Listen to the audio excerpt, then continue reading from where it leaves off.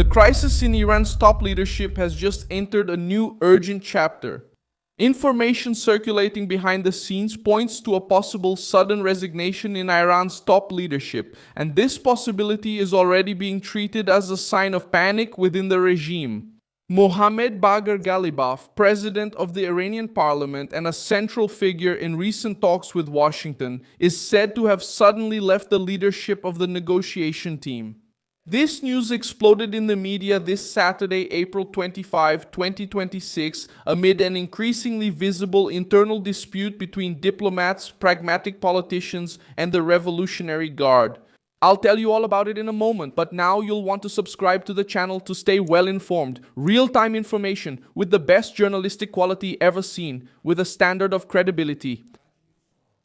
Mohammad Bagher Ghalibaf is one of the most influential figures in the Iranian system. He has been the president of the parliament since 2020, a former general of the Revolutionary Guard, former chief of the National Police, former commander of the Revolutionary Guard's Air Force, and former mayor of Tehran for 12 years.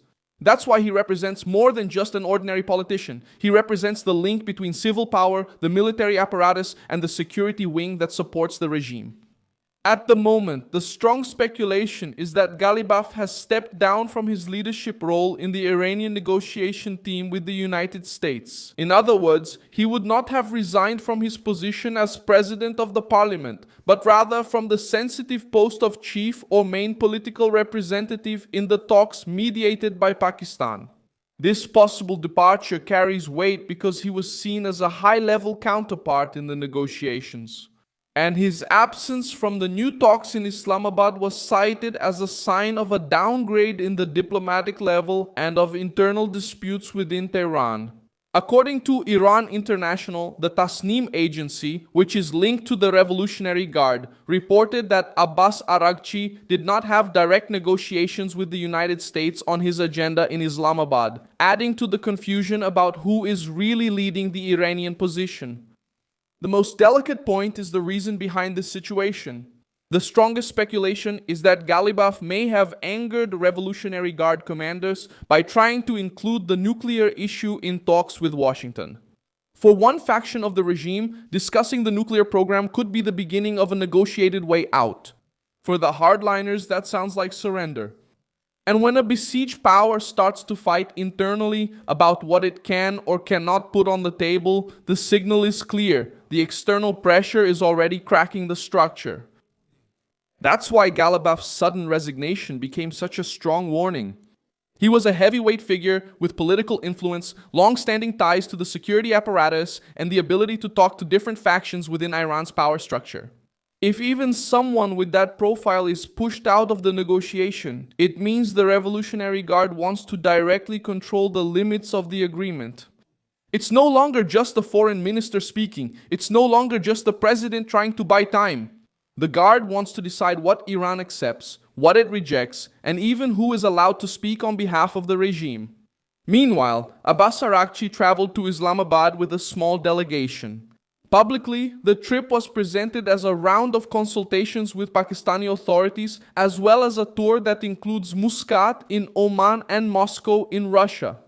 But the timing of the trip reveals much more than a normal diplomatic agenda. Islamabad is under tight security, with areas sealed off and the expectation of a new round of talks. Although Reuters reported that so far there was no concrete sign of a direct meeting between the United States and Iran in the Pakistani capital. The Central Command also stated that 34 vessels were redirected in the region and that the blockade against ships entering or leaving Iranian ports continues. This hits Tehran hard because it prevents the normal flow of oil. The blockade thus becomes an economic and psychological weapon. It tightens the regime's finances and shows the internal allies of the Revolutionary Guard that the cost of resisting is rising.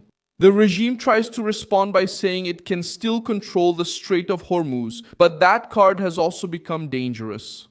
When Iranian officials talk about opening the strait and the Revolutionary Guard publicly contests it, the division becomes exposed. The diplomatic wing tries to project normalcy so as not to scare the market too much and to maintain room for negotiation. The military wing wants to show that it controls the passage. This conflict of messages is devastating because the world sees a government saying one thing and its commanders saying another.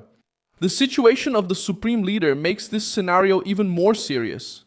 The information circulating indicates that Mojtaba Khamenei remains out of public view, surrounded by a medical team and a close circle of advisors. The report used as the basis for this line states that he allegedly suffered serious injuries, is under extremely tight access restrictions, and depends on an inner group to make decisions. The most important part is not just the physical condition, it's the political image. A supreme leader who doesn't appear gives the impression of hidden, weakened power that depends on others. In closed regimes, the appearance of control is almost as important as actual control. When the leader disappears, rumors grow. When rumors grow, commanders try to take up space. When commanders take up space, civilian politicians are diminished. That's exactly what seems to be happening right now.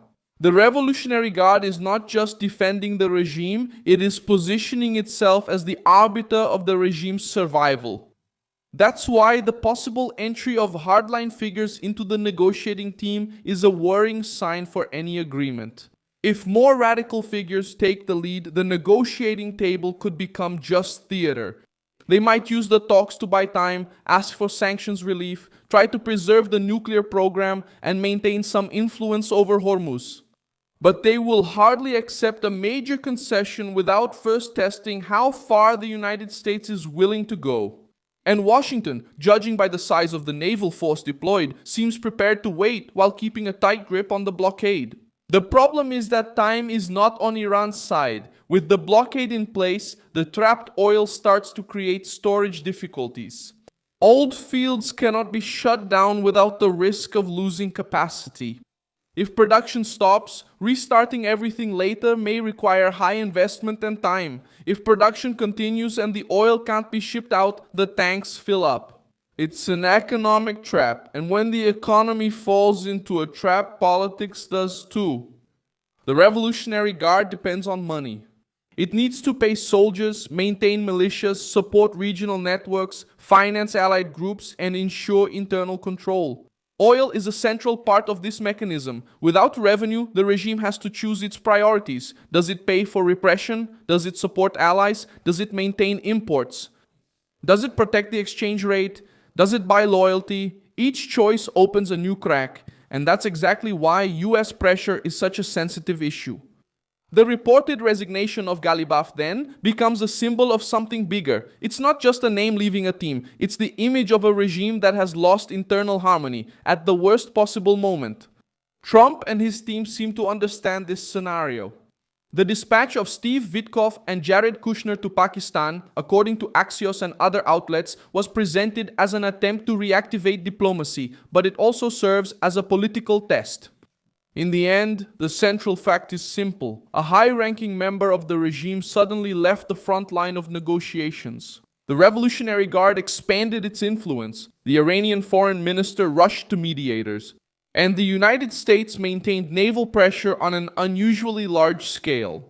Like this video, subscribe to the channel, and at the end, check out the comments so you can be even more engaged with the Milson Alves news community.